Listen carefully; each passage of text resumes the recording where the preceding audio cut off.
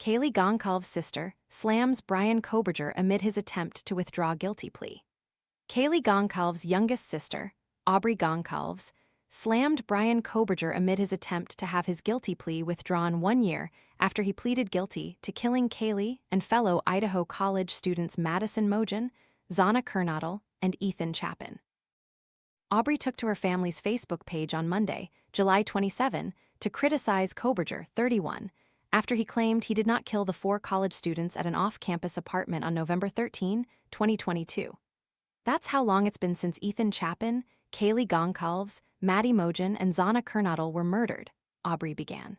After noting she wasn't planning on saying anything, she said she couldn't stay silent after Kohberger filed to withdraw his plea. Fruit flies taking over your kitchen? This discreet plug-in trap uses light to attract flying insects, then captures them on a replaceable adhesive cartridge, without noisy zapping or messy sprays. Want to get the best verified deal and see full details? Visit grabdeal.us/1 right now. For him, this may be another legal filing. For me, it's another day without my sister, she wrote. I'm Kaylee's little sister, and Maddie wasn't just Kaylee's best friend, she was family. She was my big sister, too. Aubrey said that the killings have impacted every day since they happened. They were silenced without a choice, without a second thought. They were murdered while they were sleeping, in the place they should have been safest. They never got the chance to tell their story, she wrote of the victims. They never got the chance to ask for mercy. Mercy was never going to be shown to them. So why should the person convicted of taking their voices continue to have one? She then said that the killings impacted real people, and every time this case is dragged back into the spotlight because of another filing, another theory, or another attempt to rewrite history, families like mine are forced to relive the worst day of our lives. Aubrey said that people have spent years ignoring the evidence because it doesn't fit the narrative they've convinced themselves is true. They ignore the DNA recovered from the knife sheath left beside my sister, the surveillance footage tracking the white Hyundai Elantra before and after the murders, the cell phone data documenting his movements that night, his phone disconnecting from the network during the window of the murders before reconnecting afterward, the repeated trips investigators documented to the King Road neighborhood before November 13, the eyewitness testimony, the forensic evidence, the digital evidence, and the countless hours law enforcement spent piecing everything together until it all pointed to one person, she wrote.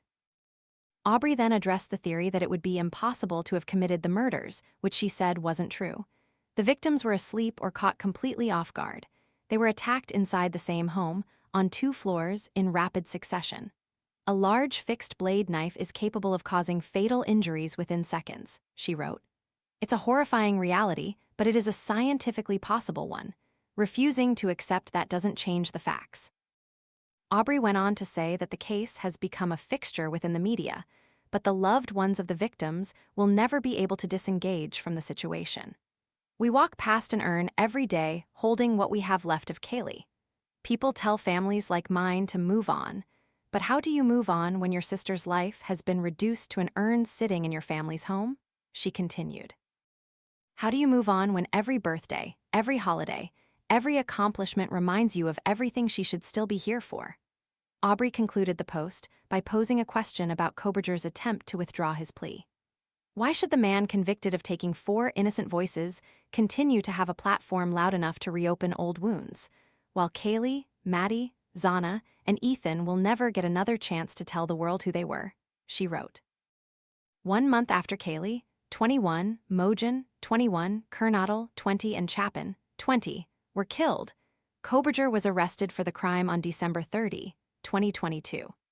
He pleaded guilty in July 2025 as part of a plea deal and was sentenced to serve 4 consecutive fixed life sentences without the possibility of parole and an additional 10-year fixed sentence for felony burglary. Hours before Aubrey issued the statement, Kohberger told the New York Times that he filed to withdraw the plea.